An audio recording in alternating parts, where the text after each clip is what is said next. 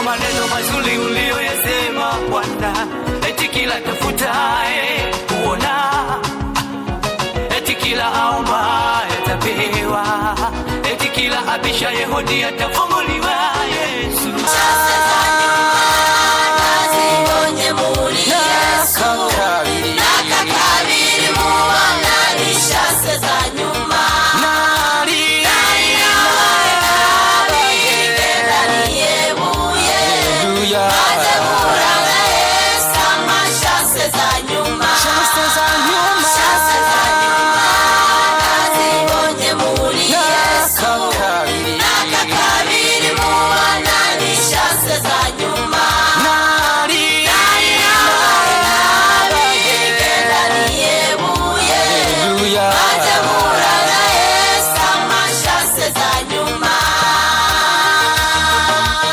umuririmbyi ni Bazile ndiho kubwayo indirimbo ni chance za nyuma mwavyumvise nawe ahuri hari ibintu byinshi vyaguciye ko canke vyaguciye umutima canke ukagenda no mu vyaha byinshi ugasanga wari nuwo gupfa amaze Yesu arazara gucungura caguha amahigwe aguha chance za nyuma. Tarisisi Hope Ministry TV ni umuryango washinzwe ugamije gufasha abakene, imfubyi n'abapfakazi batagira kirengera, abana baba mwibarabara, abasangwa butaka, abarwariye mu bitaro ndetse n'imfungwa. Nawe nimba hari umusanzu wifuza gutanga, duhamagare cyangwa utwandikire kuri izo nimero ziri kuri screen.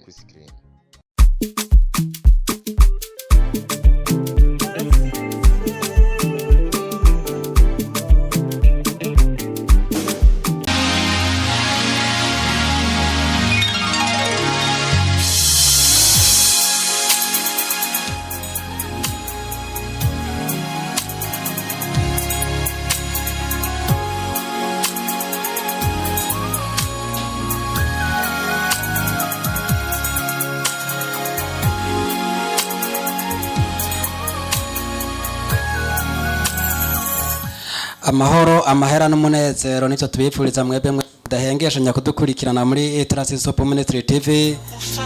Tugire tubaramutse amahoro y'Imana, tunabashimire ukuntu mugenda amukora partage mukashikiriza abandi ibintu bikorwa bije bitandukanye twama tubashikiriza. Turagarutse muri show igice cya 25 aho tuje tuzananye na gwagwaruka muziko kira misi gwa maru bateramisha aba nabandi bagizwe n'uwitwa Bera tukuramutse. Ndabaramukije cyane. Umeze neza? Ego. Ni Bera ari kagaragara mu yindi style tutari tumenyereye ishapo izimvye canke irazimbutse.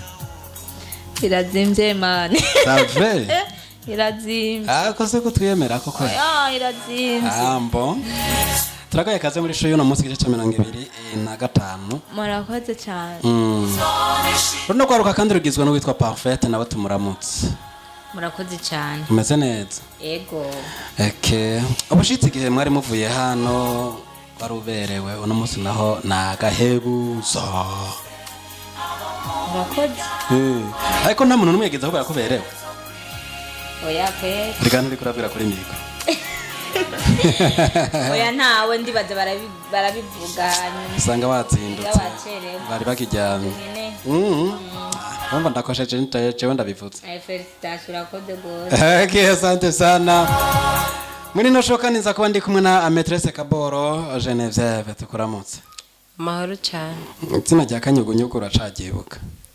Ndagibuka mugase ndakanyugunyugu kwe. Ntura kanyugunyugu frame. Gusa nyine wari wambaye amarori ameze nk'akanyugunyugu. Ko tubakwa. Ça vrai? Hajya kanyugunyugu Geneviève no kubaka ivyo bifite n'isano yahe. Amazina ni menshi kwe. Naye kuyikici. None gashaka Imana yaguha tugire gute? Tuca dutereka ko kuko yayaguhaye. Kaze mu kiganiro. Murakoze cyane. Turi kumwe na Safi. Safi nawe tukuramutse amahoro y'Imana. Amena. Ndiko ndakwigisha Kirundi n'inkoni mu minsi ndashirako. Nizere ko no munsi Kirundi uza gukubita tangorane. Ngene uza kumubisha. Nshanda kivuga nabi. Umwana w'umugabo atenye inkoni. Mana yanje umeze neza ariko. Yego ndakomeye. Uriteguye nawe ku tanga show ku bari kwatukurikirana no munsi. niteguye neza neza cyane. Okay. Asante sana na batuza kwa turi kumere tuza kwa dutiramanye turaza kuri indirimbo zoroshe turaza kugenda kuzigana pole pole turaza kugana zimwe zo gukubita tukiruka tukagira gutya tugasimba tugasubira turi kumwe n'abano bana b'abakobwa uko bazokobwa bica byumvikana ko ari cyo gitwa bita abakobwa tunabatebeje rero twinjire neza niyo ndirimbo ya Chorale Rehoboth dutanguranye n'abarinzo mu gihugu cy'u Rwanda turaza kugaruka mu bihugu by'u Burundi igihugu cy'u Burundi turaza kugaruka kandi mu gihugu cya Tanzania ndetse n'ibindi bihugu bigiye bitandukanye tuzi no kuza guhezagirwa uruwigitangaza Yesu twagiye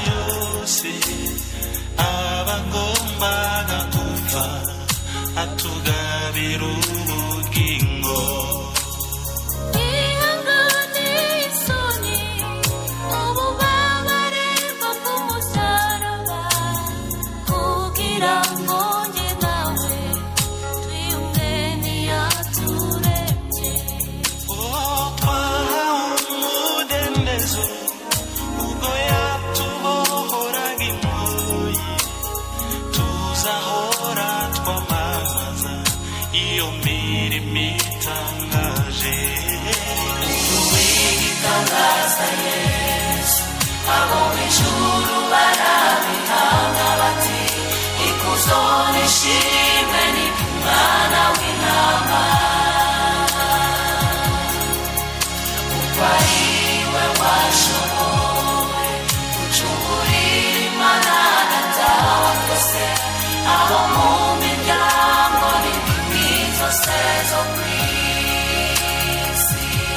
ngo uruwi igitangaza Yesu abo mu ijuru ndetse nabo mu isi bose baravyemeza mu kinyarwanda bavuga ngo barabihamya bavuga bati ikuzo nishimwe n'ivyo umwami Yesu Kristo. Birumvikana ko Yesu ari umwami w'amahoro kandi ari ugitangaza, niko na Yesaya hari yabivuze ngo azokwitwa igitangaza umucanama w'amahoro. Nikorale Rehoboth yo mu gihugu cy'u Rwanda mu gihugu kibanyi, rero kandi nkuko twabiyemereka tugaruke hano iwacu mu gihugu cy'u Burundi twakira no muririmbyi kandi tugaruka tukana gato.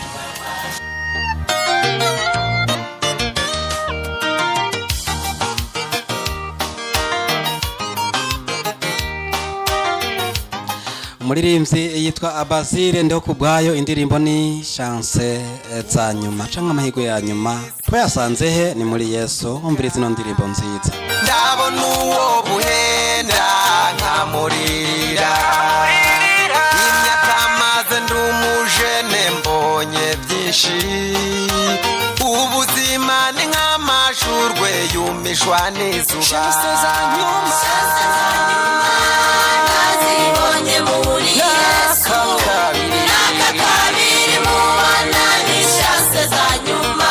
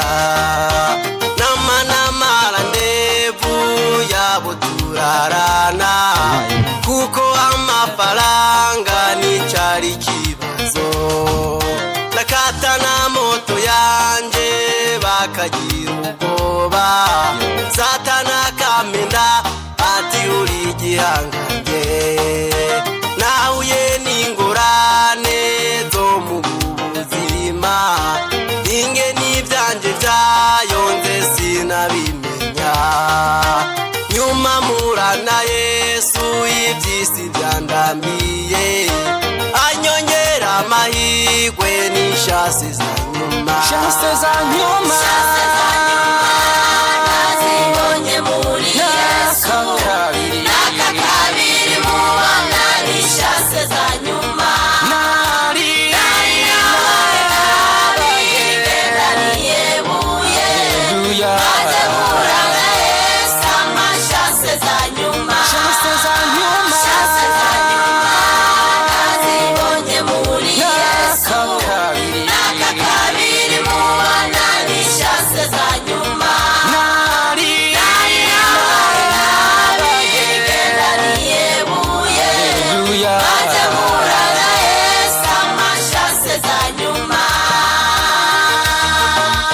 umuririmbyi ni Bazile ndiho kubwayo indirimbo ni chance za nyuma mwavyumvise nawe ahuri hari ibintu byinshi vyaguciyeko canke vyaguciye umutima canke ukagerera no mu vyaha vyinshi ugasanga wari nuwo gupfa amaze Yesu araza aragucungura acaguha amahigwe aguha chance za nyuma duhereye hano uburyo bwanje ebera hari amahigwe Yesu yaguhaye kugira ngo nawe amahigwe kugira chance za nyuma nyene canke uracari mu zambere wewe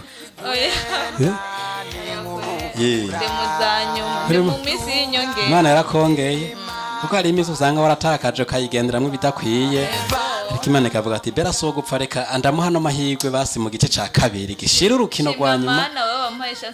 Haleluya. Reka tugare kwa Parfaite nawe ya mahirwe ya kabiri woba warayarose canke uracari mu ya mbere? Ndacyari mu ya mbere. Yesu yarangiriye deliberation. Rega wewe nimba ukiri mu ya mbere bivuze ngo nta bintu bibi waciyemwo uvuga uti nari uwo kumererwa nabi Yesu angirira amahirwe mpa chance zanjye. Ibihe bibi ntivyobura ku muntu kuko turi abantu dushigirwa n'ibintu bitandukanye. Yego ariko Yesu arabira bati nturi uwo gupfa reka ndakongera andi mahirwe. Amahirwe yaranyongeye ubundi muri deliberation. Deliberation wari delibeye cyangwa ko delibeye Maîtresse Kabor nawe amahirwe ya kabiri uri mu machance ya nyuma canke uri cari mu yandi mu mashase ya nyuma yarakugiriye ubona nawe uba muri chance za nyuma cyane ubundi bwo wo gupfa ndi mu misi y'inyongera yo safi nawe nuko nyene ko mwambaye ibisabo vuga ngo nanje nuko nyene wege mikro tubwira cyane watahuye n'ivyo no ndere mbirikira kubwira urumva rero safi uko bisigura umuririmbyi Bazile yashatse kuvuga yuko amahirwe ya kabiri canke chance zigira kabiri yazibonye muri Yesu. Ni mu gihe rero warahuye n'ibintu bwa mbere bigaparangana ukabona nyene wari uwo gupfa ariko Imana ikakugirira uboneti bandanya wibereho nizere kutahuye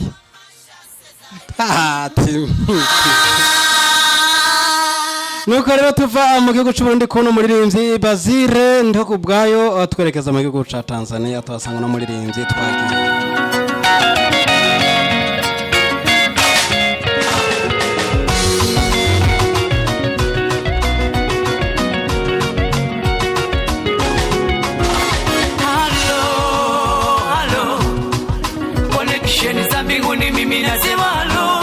Halo halo halo Yesu nisikie mimi ninasema halo nipo mahali paita bomba takatifu. Ili ni sengesho ry'uno murinzi avuga ati alo bivuye ngo guhamagara Imana no gusenga. Nipo madhabahuni mbele zako Yesu, nimekuja kuzungumza nawe Mungu, kuganira nini kwa maneno mazuri uliyoyasema Bwana, eti kila tafutaye kuona, eti kila aomba atapewa, eti kila abishaye hodi atafunguliwa. Yesu, hayo ni maneno uliyoyasema Bwana kwa kinywa chako Jehova Nisi. Nimekuja kutafuta kwako, naomba nione, nimekuja kuomba kwako, naomba nipewe, niko na bisha hodi, naomba nifunguliwe. Yesu, kwenye mahitaji mbalimbali tuko mbele zako, usinyamaze kimya yawe, usinyamaze kimya Yesu. Leo Bwana ufanye jambo kwetu Bwana,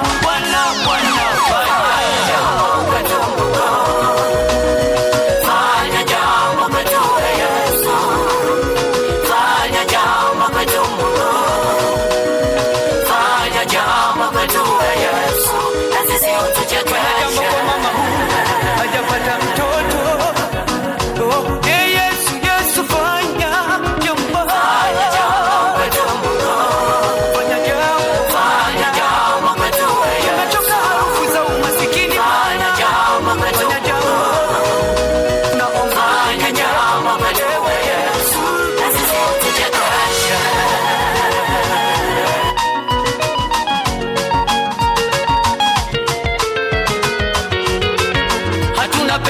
pengine pa kukimbilia Yesu, ewe Yesu.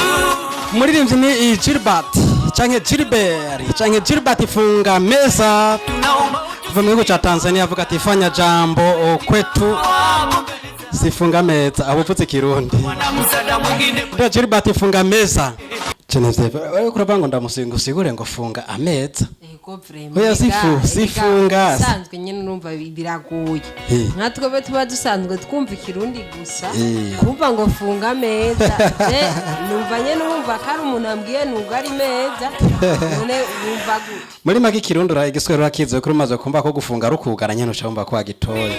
Ariko no muri rimwe yitwa Gilbert Funga Meza ntabwo ari funga ameza kandi ndetse banga batoza mutumira amahiganira tubwire nimba ari meza bafunga nyene nimba ari iki. Safi none funga meza mba kari Kiswahili cumvikana. Ariko nta siguro yacu woronka. Nukuga ari meza. Bashire ko tuwumva. Bayitsina ni Gilbert Funga Meza. Nezi nagiye. Funga meza kwiye. Reka dukurikirane indirimbo kandi dutasha abantu bose mu gihugu ca Tanzania, Rwanda, Kenya, Australia, Uganda n'ahandi hose twagiye. Rodas Nkumbe ya Prophet ya indi yuko twagiye. Ewe Yesu, tugombeleze ku Bwana. Nanje sigaye ndayitse. Naomba utusikie Bwana, mayatima wako mbele zako, hawana msaada mwingine pasipokuwa wewe. Wajane wameona, wakulilia ni wewe Mungu. Wasikilize Yesu, kwa kuwa wewe ndo Baba unayetujali. Ulisema hakuna mwana atakayeomba mkate ili mzazi naye ampe jiwe. Ulisema hakuna mwana atakayeomba samaki Kwa tuvuga Kiswahili ngo nta Yesu yavuze ngo nta usaba nta mwana asaba umuvyeyi ifi ngo amuhe inzoka cyangwa amuhe ngo amusabe umutima ngo amuhibuye. Okay. Wewe sitahira kama miungu ina vichwa visiwate. Watu waziamuna sio kiziwi. Wewe sikiziwi kama vibiongo vina masikio visisikia. Sio kipofu. Wewe sikiziwi kama vimiungu vina macho visione. Wewe unaona sio kilema. Wewe sio kama miungu vina mikono visitende. Wewe unatenda. Fanya jambo Yesu, utuchekeshe Bwana. Fanya jambo kwetu Yesu. Fanya jambo kwetu Mungu. Fanya jambo kwetu Yesu. Na sisi utuchekeshe. Tembea tukuone. Ewe Bwana Yesu. Fanya jambo kwetu Mungu. Fanya jambo kwetu Yesu. Nimechoka kuza umasikini. Fanya jambo kwetu Mungu. Fanya jambo kwetu Yesu. Sisi utuchekeshe. Haya.